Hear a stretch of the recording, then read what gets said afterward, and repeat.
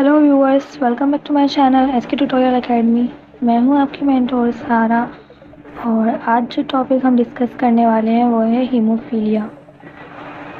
Haemophilia is basically जो है वो एक ब्लीडिंग डिसऑर्डर है, जिसमें कोई भी आपको नॉर्मली छोटा सा भी कट लग गया या कोई भी इंजरी हो गई तो उसमें आपका बहुत ज़्यादा ब्लड लॉस हो जाता है, ब्लड क्लॉट नहीं होता। तो ब्लड क्लॉटिंग का प्रोसेस आपको याद होगा, हीमोस्टेसिस कहलाते हैं। और हीमोफीलिया को हम कहते हैं कि ये एक ब्लीडिंग डिसऑर्डर है या फिर हीमोस्टेसिस डिसऑर्डर है। इसमें आपका ब्लड क्लॉट नहीं हो पाता प्रॉपरली, और सीवियर इंजरी नहीं भी हो तब भी ब्लीडिंग जो है वो आपकी ज़्यादा हो जाती है। ये नॉर्मली सर्जरीज में भी होता है ऐसा कि पेशेंट को जो है वो ब्लीडिंग ज़्यादा हो जाती है थोड़े से कट से। हीमोफीलिया में क्लॉटिंग नहीं हो रही, इसका मतलब ये है कि क्लॉटिंग फैक्टर मिसिंग होते हैं और जो है या फिर क्लॉटिंग फैक्टर आपके काफ़ी लो होते हैं। नेक्स्ट हम कहेंगे कि हीमोफीलिया को रॉयल डिजीज़ क्यों कहते हैं। क्योंकि रॉयल डिजीज़ इसलिए कहा जाता है कि ये रॉयल फैमिलीज़ को फर्स्ट टाइम डायग्नोस हुई थी। इंग्लैंड, जर्मनी, रशिया और स्पेन की रॉयल फैमिलीज़ को 19th एंड 20th सेंचुरी में। क्वीन विक्टोरिया जो इंग्लैंड की थी, उनको भी हीमोफीलिया बी और फैक्टर 9 की डेफिशिएंसी हो गई थी, इसलिए हम हीमोफीलिया को रॉयल डिजीज़ भी कहते हैं। वैसे तो हीमोफीलिया जो है वो एक इनहेरिटेड डिसऑर्डर है। दैट मीन्स कि आपके पेशेंट को बाय बर्थ ही होती है, मतलब उसके पेरेंट्स में हो सकती है ये हीमोफीलिया। लेकिन आजकल जो modern researches and modern studies हैं वो कहती हैं कि हीमोफीलिया एक्वायर्ड भी हो सकता है। दैट मीन्स कि हो सकता है कि आपकी फैमिली में किसी को हीमोफीलिया ना हो बट आपको हो। तो उन दोनों कैटेगरीज़ को, एक्वायर्ड और इनहेरिटेड हीमोफीलिया को, अभी हम नेक्स्ट डिस्कस करने वाले हैं। एक्वायर्ड हीमोफीलिया को हम इस तरह डिफ़ाइन कर सकते हैं कि वो सिर्फ आपके पेशेंट को है और उसकी फैमिली में किसी को भी हीमोफीलिया नहीं है, मतलब वो इनहेरिटेड हीमोफीलिया नहीं है, तो उसको हम एक्वायर्ड हीमोफीलिया कह देते हैं। एक्वायर्ड हीमोफीलिया की बहुत ज़्यादा वैरायटीज़ हैं। इसमें क्या होता है, अगर आपके पेशेंट का जो इम्यून सिस्टम है वो अटैक करता है क्लॉटिंग फैक्टर नंबर 8 और क्लॉटिंग फैक्टर नंबर 9 को आपके जो ब्लड में होते हैं।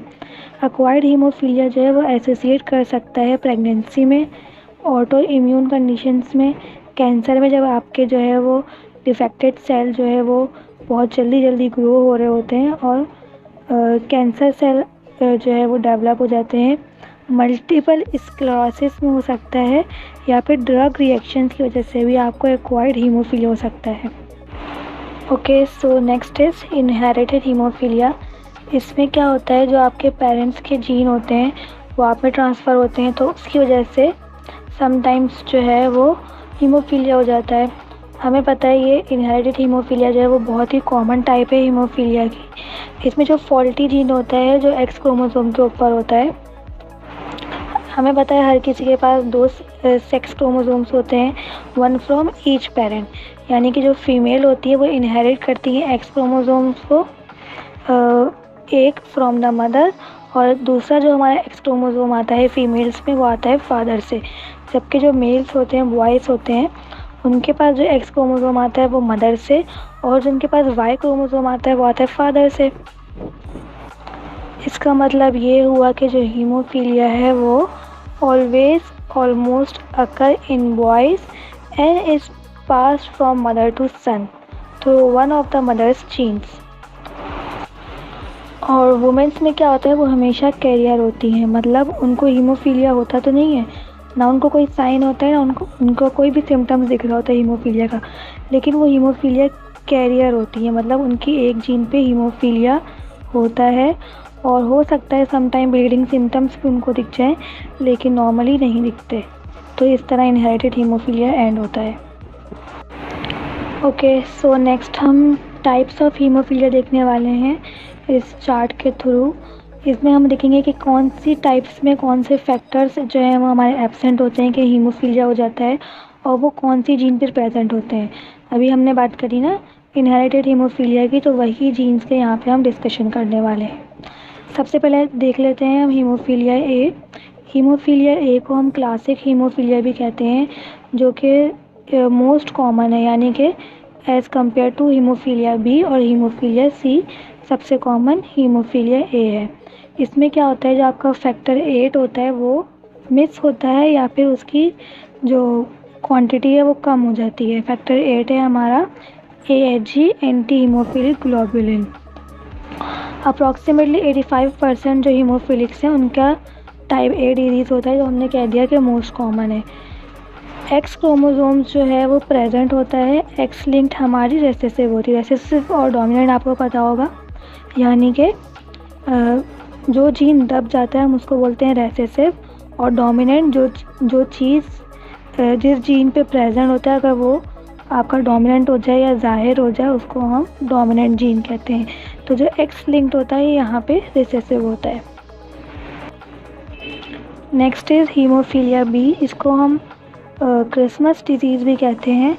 इसमें फैक्टर नंबर 9 जो कि PTC है, प्लाज्मा थ्रोम्बोप्लास्टिन टाइम, ये कम हो जाता है और इसमें भी एक्स क्रोमोसोम्स जीन प्रेजेंट होता है और लॉन्ग आर्म जिसको हम कहते हैं, और एक्स लिंक्ड रेसेसिव ही होता है। नेक्स्ट इज़ हीमोफीलिया सी, इसके अंदर जो है वो फैक्टर नंबर 11 कम होता है, प्लाज्मा थ्रोम्बोप्लास्टिन एंटीसीडेंट, और इस पे जो जीन प्रेजेंट ऑन होता है वो होता है क्रोमोसोम्स नंबर 4 पे, ऑटोसोमल और रेसेसिव होता है ये। Okay, so next is sine and symptoms of haemophilia. वैसे तो हमें ऑलरेडी डिस्कस कर चुके हैं कि ब्लीडिंग हो जाती है थोड़े से भी कट से या इंजरीज से, या फिर सर्जरीज़ के बाद बहुत ज़्यादा ब्लीडिंग हो जाती है, या फिर आपने जो है कुछ डेंटल वर्क करवाया तो उसके बाद ब्लीडिंग हो जाती है। मैनी लार्ज और डीप ब्रूसेस। अब ब्रूसेस क्या होते हैं, फॉर एग्ज़ाम्पल आपका जो है वो इंजरी हुई, स्किन डिस्कलरेशन हुआ, उसमें क्या हुआ, आपका वेजल इंजर्ड हो गया, यानी कि जो आपकी ब्लड वेजल है स्किन के अंदर उसमें कुछ डिफेक्ट आ गया, उसकी वजह से वो किसी की वजह से वो लीक हो गया।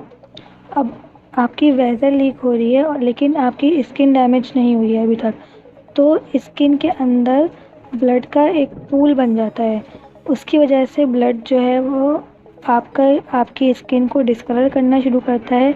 समटाइम्स ब्लू, पर्पल, ब्राउन या फिर येलो कलर जो है वो अपीयर होना शुरू हो जाता है, तो इसको हम कहते हैं bruises. Next is unusual bleeding after vaccination. Vaccination करवाई आपने, इंजेक्शन कोई भी लिया तो उसकी वजह से ब्लीडिंग हो सकती है। पेन, स्वेलिंग और टाइटनेस इन योर जॉइंट्स, मतलब जितने भी आपके जॉइंट्स हैं जैसे कि नी हो गया और आपके जो है एंकल हो गया, ये सब आपके दुखते हैं। ब्लड इन योर यूरिन और स्टूल, आपके यूरिन और स्टूल में आपको ब्लड दिखेगा, आपकी जो नाक है वो उसमें से खुद ब खुद ब्लीडिंग स्टार्ट हो जाएगी, आपको पता भी नहीं चलेगा। अच्छा, तो ये ज़्यादातर बच्चों में, इन्फेंट्स में जो है वो इरिटेबिलिटी होती है और हमें ये साइन एंड सिम्टम्स बच्चों में ज़्यादातर दिख जाते हैं। ओके, सो नेक्स्ट हम डिस्कस करने वाले हैं कि हीमोफीलिया को डायग्नोस कैसे करें, यानी कि इसकी स्क्रीनिंग टेस्ट कौन कौन सी होती हैं। सबसे पहले हम CBC टेस्ट करते हैं। CBC में अपने प्लेटलेट्स चेक करते हैं, क्योंकि आपको याद होगा कि प्लेटलेट्स की वजह से हमारा हीमोस्टेसिस प्रोसेस हो रहा था। अगर आपने CBC की मेरी सीरीज़ नहीं देखी तो वो चेकआउट कर लीजिएगा। CBC टेस्ट किस तरह होते हैं वो पूरी एक सीरीज़ है, वो देख लीजिएगा। ओके, तो अगर पेशेंट को हीमोफीलिया है तो जो उसका CBC काउंट है उसमें हीमोग्लोबिन और RBCs काउंट जो है वो लो आएंगे। नेक्स्ट टेस्ट जो हम करते हैं हीमोफिलिक पेशेंट को वो होता है APTT टेस्ट, जिसको हम एक्टिवेटेड पार्शियल थ्रोम्बोप्लास्टिन टाइम भी कहते हैं। ये टेस्ट जो है वो मेजर करता है ब्लड क्लॉटिंग, और ब्लड क्लॉटिंग में जो फैक्टर्स होते हैं जैसे कि फैक्टर नंबर 8, फैक्टर नंबर 9, 11 और 12 को ये चेकआउट करता है। अगर इनमें से कोई भी बहुत ज़्यादा कम आ रहे हैं आपके फैक्टर, तो दैट मीन्स कि आपका जो ब्लड क्लॉटिंग टाइम है वो ज़्यादा हो जाएगा नॉर्मल से, और इसमें क्या होगा, आपका ये टाइम लॉन्गर शो करेगा हीमोफीलिया A और B के पेशेंट्स में। Next test is PT test which is also called prothrombin time. ये भी APTT टेस्ट की तरह ही होता है, लेकिन इसमें जो है वो फैक्टर्स डिफरेंट होते हैं। ये भी ब्लड क्लॉटिंग का टाइम मेजर करता है, लेकिन इसमें जो फैक्टर इंक्लूड होते हैं वो होते हैं factor number 1, 2, factor number 5, 7 and 10। अगर इनमें से कोई फैक्टर जो है वो आपके ब्लड में कम आ रहा है, दैट मीन्स कि आपकी जो ब्लड क्लॉटिंग है वो कम होगी। इस टेस्ट का रिज़ल्ट तो नॉर्मली जो है वो हीमोफीलिया ए और बी के पेशेंट में नॉर्मल ही आता है। इन दोनों टेस्ट की मैं अलग से भी एक वीडियो लेक्चर रिकॉर्ड करके अपलोड कर दूँगी, जिसमें हम काफ़ी डिटेल पढ़ेंगे, तो आप लोग वो फिर चेकआउट कर लीजिएगा। ओके, तो next test is fibrinogen test. आपको याद होगा फिब्रिनोजेन जो है वो हमारा फैक्टर नंबर 1 है। ये टेस्ट क्या करता है, पेशेंट की जो एबिलिटी होती है ब्लड क्लॉटिंग की वो चेक करता है। आपको याद होगा फिब्रिनोजेन जो है वो कन्वर्ट होकर फिब्रिन बन रहा था, और वो जो है हमारा फिब्रिनोजेन क्लॉटिंग फैक्टर नंबर 1 था, और फिर वो जब फिब्रिन बन रहा था तो वो एक तरह से ब्लड क्लॉट बन रहा था, और फिर वहाँ पे हमारा हीमोस्टेसिस का प्रोसेस एंड हो रहा था। नॉर्मली डॉक्टर्स जो है वो फिब्रिनोजेन टेस्ट पीटी टेस्ट और एपीटीटी टेस्ट के साथ ही देते हैं, या फिर फिब्रिनोजेन को हम उनके साथ ही परफॉर्म करते हैं। नेक्स्ट इज़ हमारा क्लॉटिंग फैक्टर टेस्ट।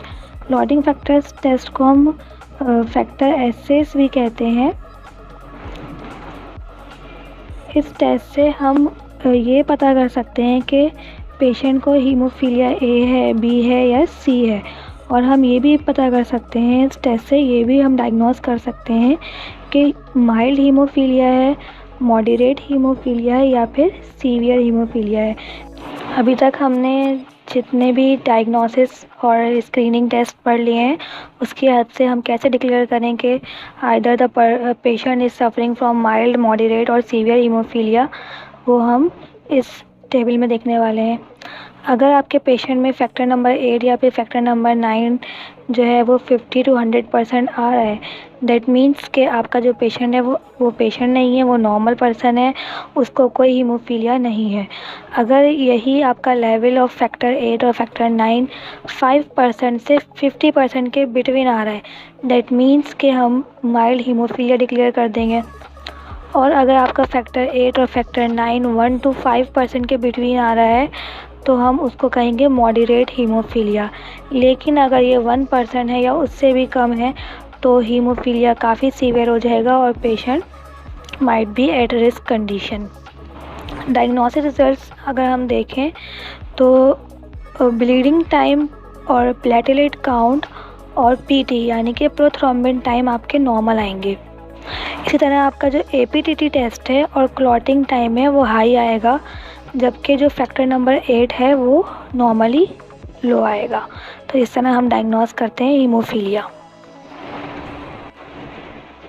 वैसे तो ट्रीटमेंट की अगर हम बात करें तो कोई रेगुलर ट्रीटमेंट नहीं होता, लेकिन इसमें एक थेरेपी होती है that is called replacement therapy.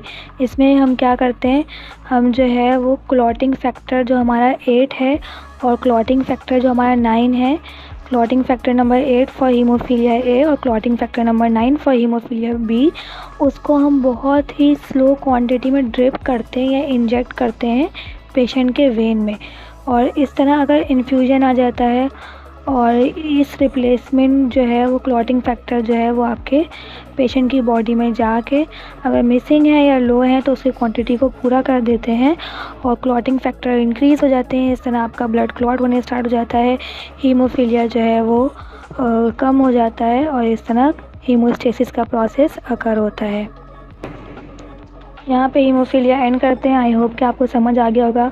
अगर पसंद आई हो वीडियो तो लाइक कर दिएगा, सब्सक्राइब कर दिएगा। Don't forget to give a thumbs up. Till then goodbye, see you, अल्लाह हाफिज़।